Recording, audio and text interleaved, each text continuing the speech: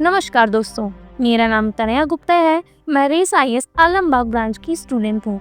आज हम आपको लेकर चल रहे हैं उस प्रदेश की ओर जो भले ही भारत के पश्चिमी छोर पर है, लेकिन भारतीय संस्कृति, व्यापार, विज्ञान और आध्यात्मिकता का केंद्रीय आधार रहा है। यह है गुजरात।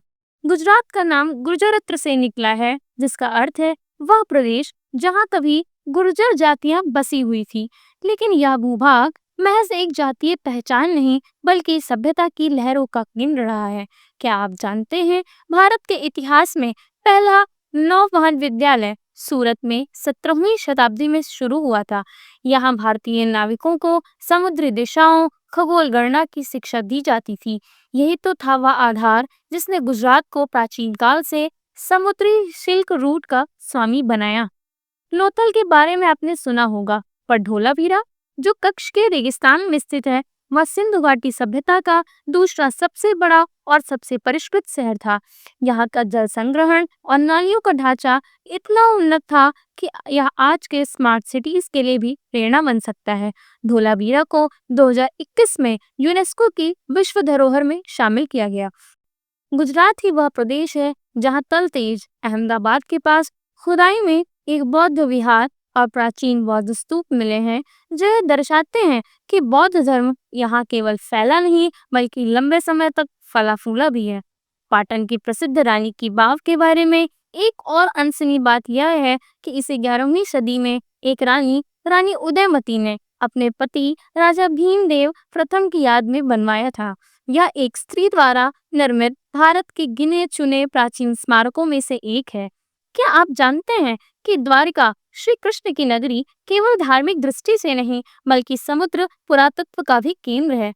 यहाँ समुद्र तल में 100 फुट गहराई पर पाए गए प्राचीन अवशेष आज भी यह संकेत देते हैं कि कोई नगर वास्तव में समुद्र में समा गया था। यह केवल पौराणिक कथा नहीं, ऐतिहासिक संभावना भी है। गुजरात के एक और गुप्त रत्न है चंपानेर पावागढ़ पुरातात्विक पार्क।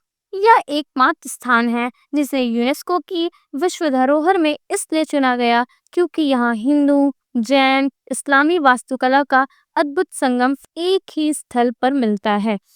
15वीं शताब्दी में बना जामा मस्जिद इस्लामी संरचना होने के बावजूद भारतीय मंदिरों की शैली में बना है, जिसमें कोई गुंबद नहीं बल्कि स्तंभ है।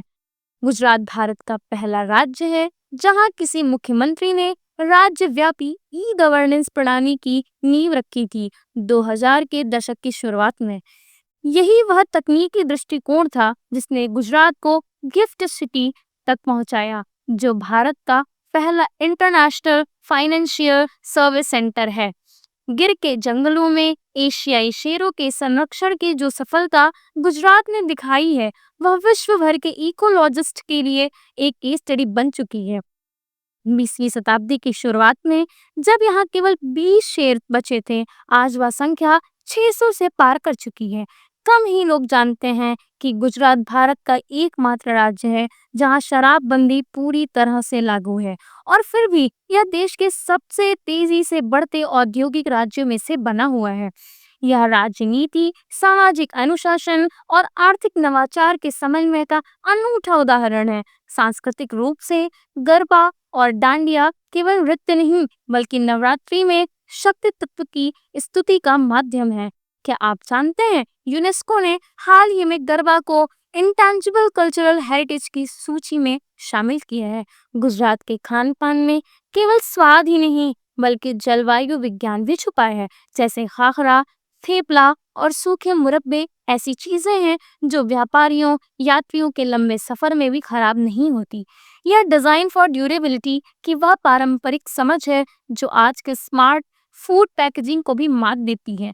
राजनीतिक दृष्टि से गुजरात ने भारत को सरदार वल्लभ भाई पटेल जैसे नेता दिए, जिनकी 125 मीटर ऊंची प्रतिमा स्टैचू ऑफ यूनिटी न केवल दुनिया की सबसे ऊंची प्रतिमा है, बल्कि भारतीय एकता का विराट प्रतीक भी।